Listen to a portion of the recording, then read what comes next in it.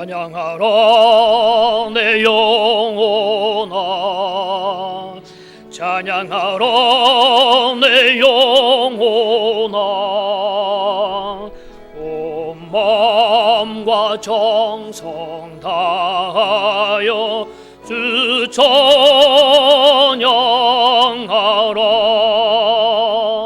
경배하라 내 영혼아, 경배하라 내 영혼아. 온 마음과 정성 다하여 주 경배하라. 아멘. 오늘 프로젝트가 안 좋아서 꺼졌다 켜졌다 할 겁니다. 너무 신경 쓰지 마시고 예배에 집중해 주시기를 바랍니다. 오늘 성경 본문은 고린도전서 10장 31절부터 33절까지의 말씀입니다. 고린도전서 10장 31절부터 33절까지 말씀.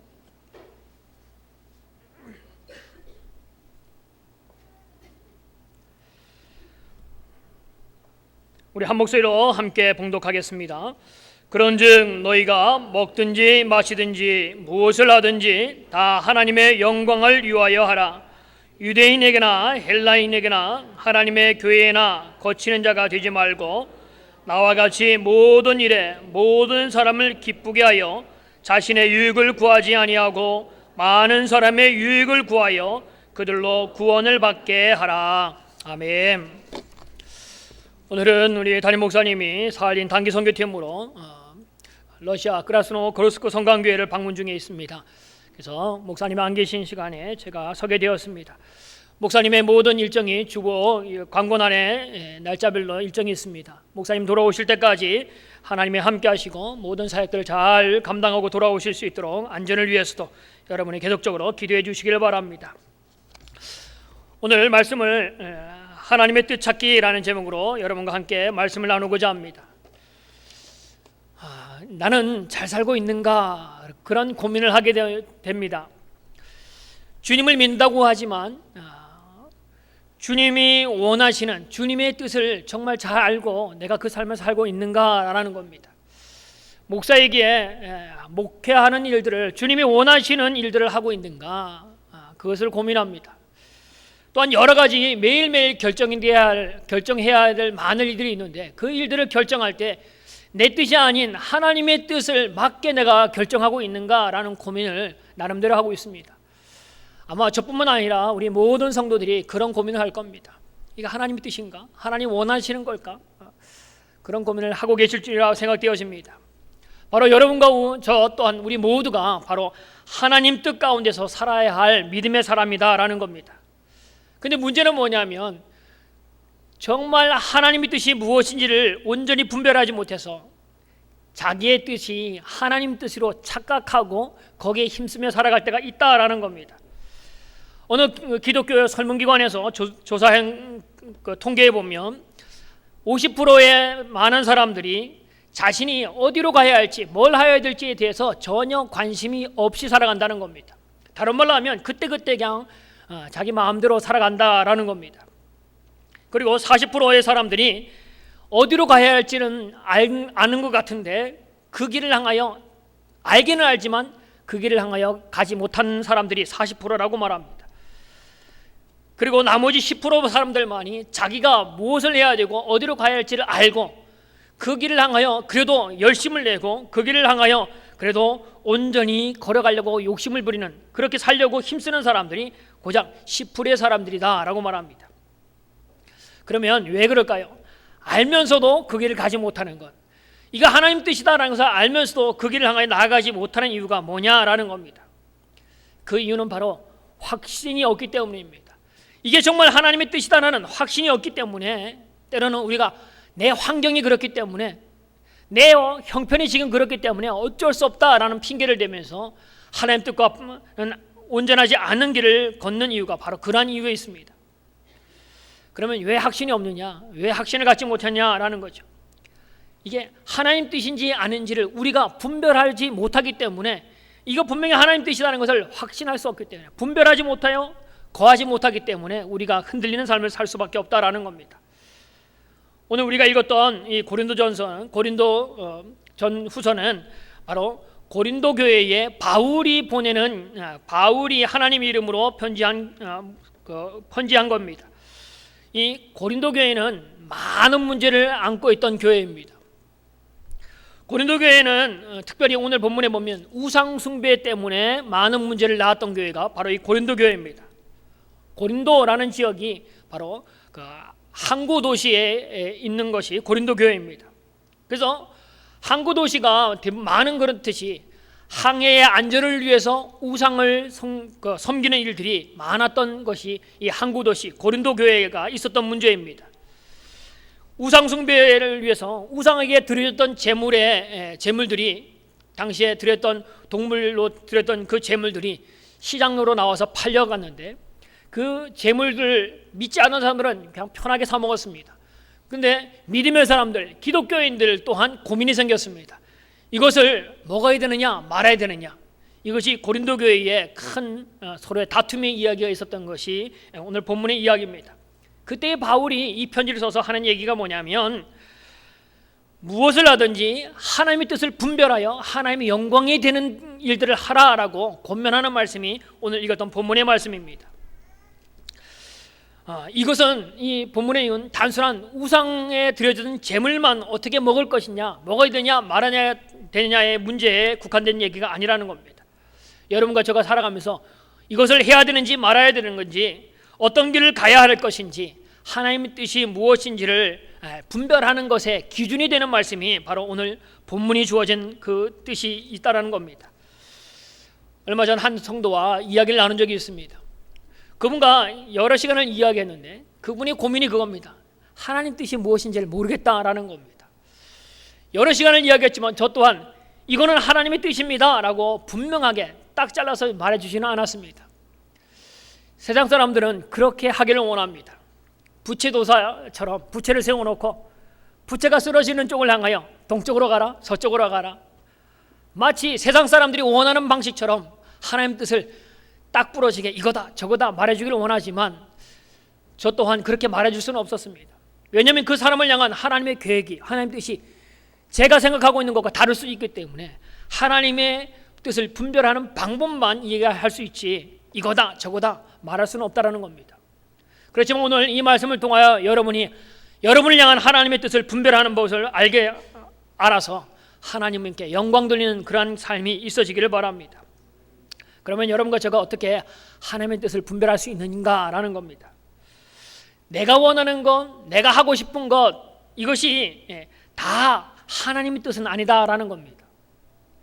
내 뜻과 내 생각대로 하는 것이 하나님이 그와 동일한 생각과 그런 뜻이라면 좋겠는데 내 생각과 하나님의 생각이 다르다라고 성경은 이야기합니다.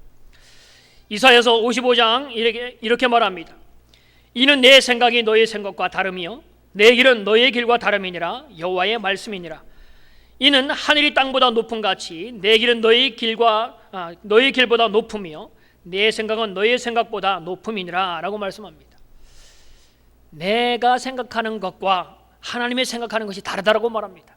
내가 가려고 하는 길과 하나님이 가시는 길이 다르다라고 말합니다. 그렇게 분명하게 다른 것인데 우리가 어떻게 그 다른 하나님의 뜻을 분별하느냐라는 거죠. 근데 하나님의 뜻은 우리에게 가르쳐주는 것이 오늘 본문에 있는 이야기입니다. 하나님의 뜻을 분별하는 법을 우리에게 가르쳐줍니다. 어떻게 하나님의 뜻을 잘 모르는, 하나님 뜻과 생각과 길과 틀린 우리가 어떻게 하나님의 뜻을 알고 그 길을 향해 나아갈 것이냐. 오늘 본문을 통하여 주시는 말씀이 우리가 결정하는 것, 우리가 해야 할 것, 가야 할 것에 이거 하나님 뜻인가 아닌가를 알 수 있는 방법, 첫 번째가 그것이 하나님의 영광을 나타내야 된다라고 말합니다. 31절에 이렇게 말합니다. 그런즉 너희가 먹든지 마시든지 무엇을 하든지 다 하나님의 영광을 위하여 하라. 우리가 어디에 있든지 무엇을 하든지 하나님의 영광이 되도록 하라 라고 주님께서 말씀합니다. 여러분, 우리가 왜 살고 있습니까? 여러분이 지금 하고 있는 일을 왜 하고 있느냐라는 겁니다. 그 일들이 오늘 성경은 뭐라고 말하냐면 그것에 분명한 의미가 있고 분명한 목적이 있다라고 말합니다. 그 목적과 그 의미의 첫 번째 목적이 뭐냐면 그 일들이 하나님의 영광을 위하여 있다라고 말합니다. 먹든지 마시든지 무엇을 하든지 다 하나님의 영광을 위하여 하라라고 말합니다. 사람들은 하나님을 기쁘시게 하기 위해서 살아가는 존재다라는 것을 알아야 됩니다. 여러분과 저가 하나님의 영광을 위해 존재하는 존재다, 영광을 위해서 준비된 존재다라는 것을 우리가 분명하게 인식하는 사람이 믿음의 사람입니다. 다른 말로 하면 우리는 하나님을 사랑해야 될 사람이고 하나님의 뜻을 위하여 하나님께 영광 돌리며 살아가야 할 사람들이 바로 하나님의 백성이라는 겁니다. 아마 이 말씀이 이것이 어떤 사람은 꺼리끼는 마음이 올지도 모릅니다. 마음에 들지 않을 수도 있습니다. 거부감을 일으킬지도 모릅니다. 그러나 성경은 분명하게 우리에게 이야기합니다. 이사야 43장에 이렇게 말합니다. 이 백성을 내가 나를 위해 지었나니 나를 찬송하게 하려 합니다 라고 말합니다. 이 백성, 바로 하나님의 백성들은 하나님을 찬송하도록 하기 위해서 하나님이 지었다라고 분명한 창조 목적을 말씀합니다. 여러분과 저는 하나님을 찬양하는 하나님의 백성이 되었다라고 성경은 이야기합니다. 그래서 우리가 무엇을 하든지 하나님의 영광을 위해서 살 것을 말씀합니다. 신약에 보면 예수님께서 베다니 나사로에 죽을 병이 걸렸다라는 소식을, 나사로의 이야기를 예수님이 듣게 됩니다. 아마 나사로의 동생인 마리아와 마르다가 예수님께 사람들 통해서 전해주었을 겁니다. 그때는 예수님이 빨리 오셔서 오빠를 좀 고쳐달라라는 의미에서 아마 이 소식을 전했을 겁니다. 근데 예수님께서 죽을 병이 들렸다라는 나사로의 이야기를 주님이 들으셨지만 주님은 그 말을 듣자마자 이렇게 말씀합니다. 예수께서 들으시고 이르시되 이 병은 죽을 병이 아니라 하나님의 영광을 위함이요 하나님의 아들이 이로 말미암아 영광을 받게 하려 함이니라 하시더라. 오늘 주님께서 그 나사로가 죽을 병에 걸렸다, 죽어가고 있다라는 말을 듣고 야, 그 병은 죽을 병이 아니다, 하나님의 영광을 위한 병이다, 그리고 하나님의 아들 예수 그리스도가 영광을 받기 위한 일이다 라고 주님께서 말씀하십니다. 그리고는 주님이 나사로를 향해 나아가는 것이 아니라 도리어 그곳에 며칠 더 머무셨다라고 말합니다. 그리고는 며칠 후에 나흘이 지난 다음에 그 소식을 듣게 되어집니다. 나사로가 죽었다라는 겁니다. 죽었다는 소식을 듣자 그제서야 주님께서 얘들아, 나사로가 잠들었다고 한다. 이제 그곳으로 가자라고 주님이 그제서야 가자고 말씀합니다. 그 죽음의 장소에 갔더니까 이야기와 같이 나사로는 죽어있고 나흘이 지났고 나흘이 된 시체에서는 썩은 냄새가 나는 그때였습니다. 그런데 주님께서 그 무덤의 문을 덮고 있는 돌문을 옮기라라고 말씀합니다. 그 돌문을 옮겨놓자 주님께서 그 무덤을 향하여 외치시기를 나사로야 일어나라 주님께서 말씀합니다. 그때 나사로가 죽음에서 일어나서 살아서 무덤을 나오는 하나님의 일들이 진행되었다는 겁니다. 그러면 왜 나사로가 병들어야 되고 왜 나사로가 죽음에 이르기까지 주님이 그대로 두셨냐는 겁니다. 이유가 바로 주님께서 미리 말씀하신 대로 하나님께 영광을 돌리기 위한 일이었다라고 말합니다. 나사로가 죽을 병에 걸렸던 것도 나사로가 죽기까지 모든 되어진 일들 가운데 하나님의 영광 받으신 일이고 하나님의 아들 예수 그리스도가 영광 받으신 일들을 위해서 그 일들이 되었다라고 말합니다. 다른 말로 말하면 여러분과 저가 건강한 사람이든 병들린 사람이든 나사로같이 죽음에 있는 사람이다 할지라도 모두가 하나님의 영광을 위해서 있는 존재라는 것을 오늘 본문은 말씀하고 있는 겁니다. 여러분과 저는 하나님의 영광을 위한 존재입니다. 여러분과 저가 시시한 존재가 아니라는 겁니다. 어쩔 수 없이 살아가는 존재가 아니라는 겁니다. 불평하며 불만하며 그냥 하루하루를 마지못해 살아가는 그런 존재가 아니라 우리의 삶을 통하여 하나님이 영광 받기 위해서 오늘 우리에게 허락하셨다라는 겁니다. 오늘이 내가 존재하는 이유는 하나님의 영광을 위해 존재하는 존재, 영광을 위해서 준비된 존재라는 겁니다. 오늘 하루 살아가는 것이 힘들 수도 있습니다. 근데 그 힘든 삶 가운데 하나님은 나에게 영광을 위해서 살도록 우리에게 허락하셨다라는 겁니다. 하나님의 영광을 위하여 오늘도 내게 생명을 허락하셨습니다. 오늘 우리가 병이 걸렸다 할지라도 마음이 상한 그런 마음을 갖고 있다 할지라도 우리의 삶의 형편이 어렵고 힘들다 할지라도 그 일들을 통하여 하나님은 영광의 일들을 계획하고 계시다는 겁니다. 오늘 우리가 사는 이유가 하나님의 영광이다라는 것을 온전히 인식할 때 우리의 삶은 완전히 바뀌는 삶을 삽니다. 내 삶이 힘들고 어렵고 내 삶이 무의미한 것처럼 보이고 매일매일 삶이 반복되어지고 살면 살수록 힘들어진다는 생각을 갖는다 할지라도 그 일들이 나를 힘들게 하는 것이 아니라 그 일들 가운데 하나님의 계획, 하나님의 영광의 일들이 준비된 하루다라는 겁니다. 연세 드신 분들 빨리 하나님이 데려가기를 바라며 기도하는 분들 많습니다. 그런데 오늘 본문에 보면 뭐냐면 하나님의 영광을 위하여 그 하루를 우리에게 허락하신다는 겁니다. 오늘 하루 무의미하게 살아가는 하루가 아니라 하나님의 영광을 위하여 우리에게 허락하셨고 오늘 하루가 마감되어질 때 하나님의 영광의 일들이 이루어질 것이다 라는 겁니다. 오늘도 그 영광 가운데 거하는 우리 성도들 되어지기를 바랍니다. 오늘 본문을 기록한 사도 바울은 자기의 삶의 의미가 바로 하나님의 영광이 있다고 고백합니다.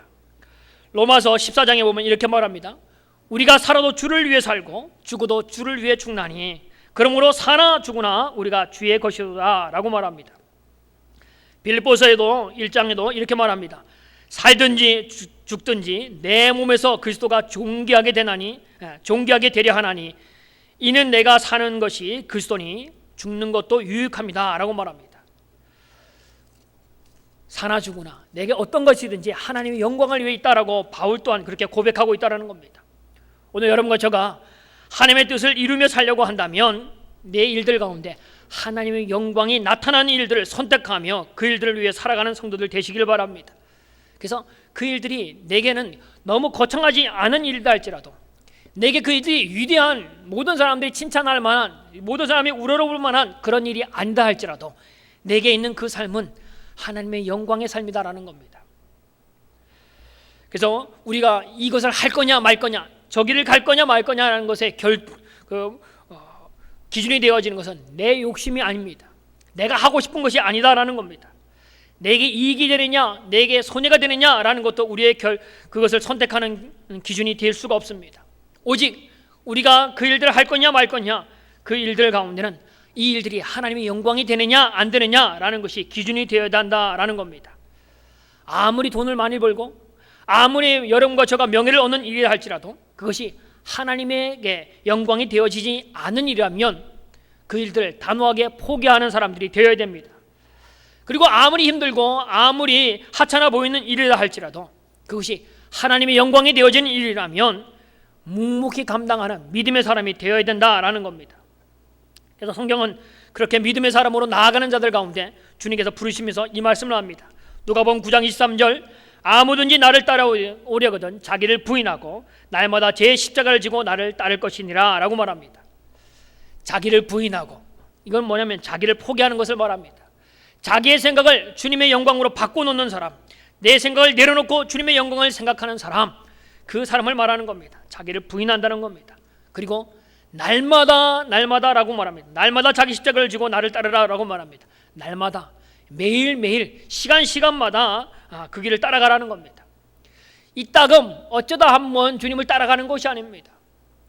기분 좋으면, 뭔가 내게 은혜가 되어지면 이따금씩 한 번씩 십자가를 지고 따라가는 인생이 주님을 따르는 사람, 믿음의 사람의 길이 아니다라는 겁니다.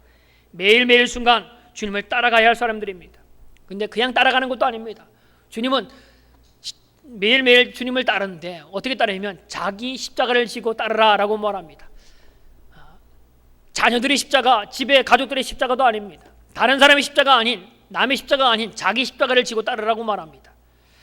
그것이 예수님의 십자가도 아닙니다. 자기의 십자가입니다.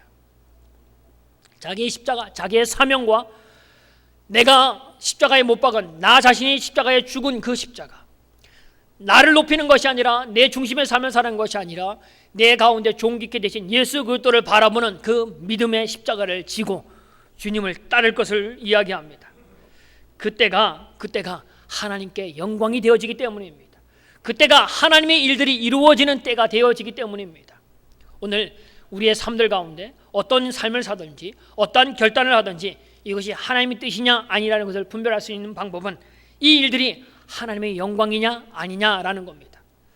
오늘 여러분의 선택이 하나님의 영광을 위하여 선택하고 그 길을 걸어가는 우리 성도들 되어지기를 바랍니다. 두 번째, 하나님의 뜻을 분별하는 방법으로는 교회의 유익이 되어야 된다라고 말합니다. 32절에 이렇게 말합니다. 유대인에게나 헬라인에게나 하나님의 교회에나 거치는 자가 되지 말고 라고 말합니다.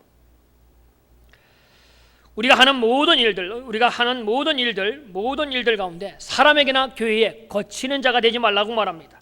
여기 거치는 자라는 말은 걸려 넘어지게 한다라는 겁니다. 우리가 하는 일들 때문에 다른 사람이 걸려 넘어지거나 교회가 어려움을 당하는 일들을 해서는 안 된다라는 겁니다. 다른 말로 하면 다른 사람이 우리 때문에 걸려 넘어지는 것이 아니라 우리 때문에 유익하게 되는 겁니다. 여러분을 통하여 교회가 유익하게 되어지는 일들, 더 좋아지는 일들이 바로 우리가 하나님 뜻 가운데 선택하는 일이고 하나님 뜻 가운데 살아가는 방법이다라는 겁니다. 우리가 어린 시절에 어린아이일 때에 많이 넘어졌을 겁니다. 한 아이가 태어나서 온전하게 걷기까지 보통 평균적으로 12,000번 정도 넘어졌다가 일어났다가 한답니다. 그래서 여러분과 제가 지금 그래도 제대로 걷고 있는 겁니다. 그래서 어릴 때 학교 다녀오겠습니다 라고 부모님께 인사하면 부모님 늘 하시는 말씀이 그래 조심 잘 다녀라, 조심조심 잘 다녀와라, 그런 말씀을 보통 하셨을 겁니다. 이게 우리의 삶뿐 아니라 우리의 믿음에도 동일합니다. 늘 신앙생활 가운데도 조심조심하며 살아야 됩니다. 왜냐하면 우리를 넘어뜨리려고 하는 세상의 많은 유혹들이 우리 가운데 늘 있습니다. 현대사회는 더 심합니다. 그래서 우리가 늘 주의해야 됩니다. 성경은 뭐라고 말합니까? 정신을 차리라, 깨어있으라 라고 성경은 이야기합니다. 그래서 우리가 남에게 걸려 넘어지지 말아야 됩니다. 그뿐 아니라 우리가 남을 걸려 넘어지게 하는 일도 하지 말아야 될 것을 우리에게 이야기합니다. 오늘 본문에 보면 유대인에게나 헬라인에게나 모두 거치는 일자가 되지 말라라고 말합니다. 여기 유대인들, 헬라인들, 이 사람은 누구를 말합니까? 고린도 교회 안에 있는 성도들입니다. 고린도 교회 안에 유대인이었던 사람들이 주님의 교회에 들어왔고, 헬라인이었던 사람들이, 헬라 사람들이 교회에 들어와 있는 고린도 교회의 사람들을 말합니다. 근데 그 사람들 가운데 거치는 자가 되지 말라라고 말합니다. 거기 나온 유대인들은 어떤 사람들이냐면 율법을 철두철미하게 지키려고 했던 사람들이 유대인들입니다. 율법을 지킴으로 인해서 구원받는다고 생각했던 사람들이 유대인들입니다. 근데 이 제사 음식, 그 제물에 드려졌던 그 제물을 먹는 문제에서 믿음의 눈으로 봤을 때는 그 제물의 주인이 우상이 아닌 하나님의 것이기 때문에 이것은 우상에게 드린 것과는 아무 상관없이 하나님이 우리에게 허락하신 것으로 믿고 먹으면 아무 문제가 없다라고 생각하는 믿음의 사람들이 유대인들 앞에서 그것을 먹으면 유대인들이 마음에 걸림이 되어지는 겁니다. 유대인들이 신앙에 혼돈이 일어나고 어려움을 겪게 되는 겁니다. 그래서 유대인들에게 거치는 일들이 되지 말 것을 이야기합니다. 또 다른 한편은 헬라인들도 마찬가지입니다. 헬라인들은 지혜를 우선순위하고 합리적인 사고방식을 삶의 중심에 두고 또 살았던 사람들이 헬라인들입니다. 그런데 이 헬라인들이 교회에 돌아보니까 굶주린 사람들이 있는데 그 굶주린 사람들 앞에 굶어있는 사람들이 있는데 그 음식들이 있음에도 불구하고 먹지 않고 굶고 있는 불합리한 삶을 살고 있는 그 모습을 보면 헬라인들은 또 반대로 그것 때문에 먹지 않는 것 때문에 또 문제가 되어진다는 겁니다. 그래서 유대인들에게도 헬라인들에게도 모두가 걸림돌이 되는 일이 생기지 않도록, 거치는 일이 생기지 않도록 하라라고 오늘 바울이 이야기합니다. 무슨 말입니까? 무엇을 하든지 많은 사람들에게 거치는 일들, 넘어지게 하는 일들이 되어서는 안 된다라는 겁니다. 남을 실족하게 하는 것, 그 일들은 하나님의 기뻐하는 일이 아니다라는 겁니다. 소자를 실족해 하는 사람은 연자맷돌을 메고 바다에 빠뜨리는 것이 낫다라고 할 만큼 한 사람을 넘어뜨리게 하는 건 이것은 하나님이 원하지 않는 일이다라는 겁니다. 또한 교회에 유익되게 하여야 된다라고 말합니다. 교회에는 거치는 자가 되지 말라라고도 이야기합니다. 교회에 거치는 자, 무슨 말입니까? 하나님의 일들에 방해를 하는 사람들, 하나님의 일들에 방해꾼이 되는 일들을 하지 말 것을 이야기합니다. 우리가 가는 길, 우리가 행하는 것이 교회에 유익이 되도록 해야 된다라는 겁니다. 그래서 하나님의 뜻을 분별하는 법, 사람에게 거치는 것이 되지 않고 교회에 거치는 것이 되지 말아야 된다라는 겁니다. 내가 보기에는 아무리 좋은 일이라 할지라도 다른 사람에게 또는 교회에 덕이 되지 않으면, 유익이 되지 않으면 우리가 때로는 포기할 수도 있어야 된다는 겁니다. 자, 그러면 거치는 자가 되지 않으려면 어떻게 해야 되느냐? 믿음 안에서 죽는 일들이 있어야 됩니다. 믿음으로 나 자신을 포기하는 일들이 있어야 된다라는 겁니다. 어떤 목사님이 강조한 이야기인데, 힘 빼 신앙, 힘을 빼는 신앙, 그걸 강조한 분이 있습니다. 여러분과 제가 어떤 일들을 하든지, 운동을 하든지 어떤 악기를 다루든지 무언가 배울 때에 해야 될 일 중에 중요한 것이 뭐냐면 힘을 빼는 겁니다. 힘이 들어가 있으면 그것이 부자연스러워집니다. 운동을 하더라도 테니스를 치든지 골프를 치든지 어깨에 손에 힘에 빼고 자연스럽게 돼야지만 온전하게 할 수 있습니다. 수영을 할 때 내 힘으로 머리를 쳐들고 숨을 쉬려고 하면 점점점 빠져가는 것이 내 힘이 들어갈 때입니다. 우리 운전하시는 분들 많은데 초보자일 때 어떻습니까? 제일 처음에 운전대를 잡을 때 온몸에 힘이 들어가 있지 않습니까? 운전대를 잡은 손에서부터 어깨까지 목에까지 빳빳하게 앞만 보고 가는 그 모습 가운데는 조금 지나고 나면, 하루 종일 지나고 좀 운전하고 나면 그날 저녁에는 온몸이 쑤시는 것을 경험했을 겁니다. 내 힘으로 하려고 하는 거, 내 힘이 들어가서 하면 정말 똑바로 보고 하면 잘할 것처럼 보이지만 도리어 어려움을 만나면 몸에 굳어있는 그 모습으로는 사고를 대처하기가 어렵다고 말합니다. 좀 운전이 자유스러워지면 그때는 어떻게 합니까? 때로는 한 손으로 운전하기도 하고 좀 편해집니다. 뒤에 의자에 기대 앉아서 편하게 운전합니다. 그래서 하루 종일 운전해도 그래도 편한 운전을 하루 종일 운전해도 그래도 감당할 수 있는 사람이 되어집니다. 그러나 힘을 들인 운전은 하루 종일 하고 나면 하루 종일 병 걸린 사람처럼 온몸이 기부스해야 되는 사람처럼 아파오는 것이 아마 내 힘이 들어있을 때일 겁니다. 바로 신앙도 마찬가지입니다.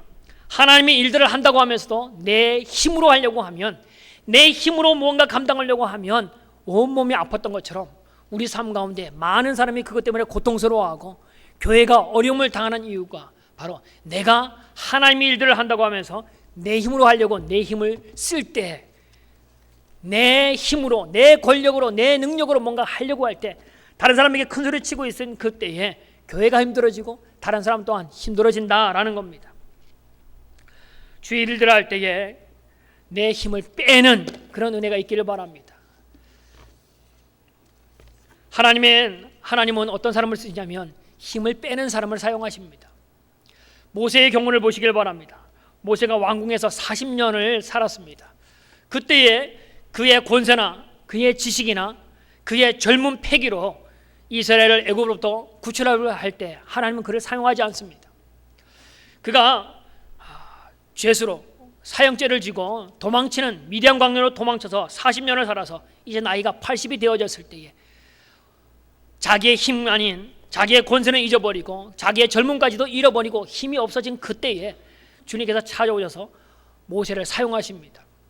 그 힘없는 모세를, 한풀 꺾인 그 모세, 자기의 힘을 빼버린 그때에 하나님은 모세를 선택하여 애굽을 보내서 바로를 꺾고 이스라엘 백성들을 애굽에서 구출하는 지도자로 하나님 사용하신 분이 바로 주님입니다. 내 힘이 아닌 내 힘을 뺀 상태, 내가 할 수 있는 것이 아닌 하나님께 모든 걸 맡긴 인생, 그때가 하나님의 일들을 할 때라는 겁니다. 여러분 김치 담글 때 보셨죠? 김치 담글 때 어떻게 합니까? 배추를 그냥 찍어서 쭉쭉 찢어버립니다. 그리고 거기에 아낌없이 소금을 칩니다. 그래서 어떻게 됩니까? 배추가 죽어야 됩니다. 그래야지 배추가 맛이 들립니다. 거기에 간이 배기 시작하는 겁니다. 김치는 했는데 배추가 죽지 않은 김치 보셨죠? 양념은 다 묻어있는 것 같은데 싱싱한 것처럼 보이는데 맛이 없습니다. 배추가 금방 밭으로 가서 살 것 같은, 그냥 제가 좋아하듯이 장 찍어 먹는 것이 그 양념 있는 것보다 더 그냥 장 찍어 먹는 게 좋습니다. 왜냐하면 김치면 죽어서, 배추가 죽어서 맛이 들어야 되는데 그것이 아니다라는 겁니다. 우리의 믿음 또한 동일합니다. 내 힘으로 뭘 하려고 하는 그 인생, 내 능력과 내 힘으로 뭔가를 하나님 일을 하려고 하는 그때 하나님 가운데 쓰임받을 게 어렵다는 겁니다. 내가 주 앞에 내려놓을 때에, 나를 포기하고 주님께 내 삶을 드릴 때에, 그때에 주님의 맛이 나고, 그때에 주님의 향기가 나고, 그때에 주님의 능력이 우리 가운데 임하는 겁니다. 아직까지도 내가 하나님께 쓰임받지 못하는 이유는 내 힘이 잔뜩 들어가 있기 때문입니다. 약할 때 강함 되시는 주님이라고 우리 찬양합니다. 연약한 것처럼 보이지만 연약한 것이 아니라 그때 하나님의 능력이 임하는 겁니다. 오늘 여러분과 제가 교회의 어떠한 존재인가, 나 스스로를 한번 생각해 보시길 바랍니다. 나는 교회 가운데, 다른 사람 가운데 유익한 존재인가, 거치는 존재인가? 내 딴엔 열심히 한다고 하지만 잔뜩 힘이 들어있어서 다른 성도들을 힘들게 하고 교회를 어렵게 하는 사람은 아닌가라는 겁니다. 하나님의 일들을 감당하려면 내 힘을 빼시길 바랍니다. 더 낮아져서 더 낮게 겸손하게 섬길 때에 하나님은 우리를 더 크게 사용하신다라는 겁니다. 오늘 우리 모든 성광의 성도들이 거치는 자가 아니라 모든 사람에게 디딤돌이 되어지는 은혜가 있기를 주의 이름으로 축원합니다. 이제 세 번째, 하나님의 뜻을 어떻게, 이것이 하나님의 뜻인지를 어떻게 알 수 있느냐? 많은 사람들에게 유익이 되어야 된다라고 말합니다. 33절에 이렇게 말합니다. 나와 같이 모든 일에 모든 사람을 기쁘게 하여 자신의 유익을 구하지 아니하고 많은 사람의 유익을 구하여 그들로 구원을 받게 하라라고 말합니다. 여기 중요한 말이 모든 일에 모든 사람을 기쁘게 하라라는 겁니다. 여러분과 제가 살아가는 모든 일들, 모든 사람을 어떻게 기쁘게 하고 어떻게 유익이 되게 합니까? 근데 오늘 바울이 하는 말이 뭐냐면 나와 같이라고 말합니다. 바울이 그렇게 살았다는 겁니다. 내가 모든 사람과 모든 일에 기쁘게 한 것처럼 너희들도 나와 같이 그 일들을 하라라고 바울이 권면합니다. 모든 사람을 기쁘게 하는 건 쉽지 않은 일처럼 보입니다. 그래서 우리가 하는 일들 가운데 많은 사람들의 유익이 되는지를 살펴야 됩니다. 그렇지 못하다면, 유익이 되지 않는다면 그것은 하나님이 원하는 일이 아니다라는 겁니다. 쉬운 예를 설명드려 보면, 제가 예전에 있던 어떤 한 교회에 어떤 한 성도가 등록하였습니다. 근데 얼마 정도 시간이 지난 다음에 그 성도가 가게를 하나 개업했다고 합니다. 무슨 가게냐면 술집을 개업했는데 와서 개업 예배를 드려달라고 말합니다. 그때 목사가 어떻게 해야 됩니까? 가서 축복해 줄 기도가 어떤 기도를 해야 됩니까? 그것이 잘 되는 것이 하나님이 기뻐하는 일인가 아닌가? 그 일들이 진행되면 진행될수록 많은 사람이 어려움을 당하게 될 겁니다. 그 사람이 많은 돈을 버는 것처럼 보이지만 그 가운데 많은 어려움이, 심령으로 어려운 일들을 만나게 되어질 겁니다. 우리가 명심해야 됩니다. 모든 성도, 우리가 하는 모든 일들이 모든 사람에게 유익이 되어야 됩니다. 우리가 하는 그 일들이 모든 사람에게 기쁨이 되는 일들이 되어야 된다라고 말합니다. 오늘 읽었던 33절 후반부에 이렇게 말합니다. 자신의 유익을 구하지 아니하고 많은 사람의 유익을 구하여 그들로 구원을 받게 하라. 우리가 하는 일들이 다른 사람들에게 구원받도록 하는 일들로 나아가도록 하라라고 성경은 이야기합니다. 남의 영혼을 구원받게 하는 일들이 우리가 해야 할 일입니다. 우리가 선택하는 이유가, 그 일들을 선택하는 이유가 다른 사람에게 유익이 되어지며 그것이 결국에는 그들이 구원을 얻게 되는 일들로 만드는 일들로 선택하라라고 말합니다. 그래서 하나님의 영혼을 구원하기 위하여 우리가 다른 사람에게 양보하는 일도 합니다. 그 일들을 위해서 때로는 우리가 희생하기도 합니다. 뭐냐면 예수님이 그렇게 하셨던 것처럼 자기의 이익을 아닌 하나님의 유익을 위해, 하나님의 뜻을 위하여 그 삶을 드렸던 것처럼 희생하는 일을 합니다. 여러분과 저가 바로 그 일들을 해야 된다라고 성경은 우리에게 가르치는 겁니다. 여러분과 저가 오늘 이 자리에 있기까지 많은 사람들이 대가를 치른 값이 오늘 우리가 여러분과 저가 이 자리에 앉아 있는 그 대가의 값이 여기에 있습니다.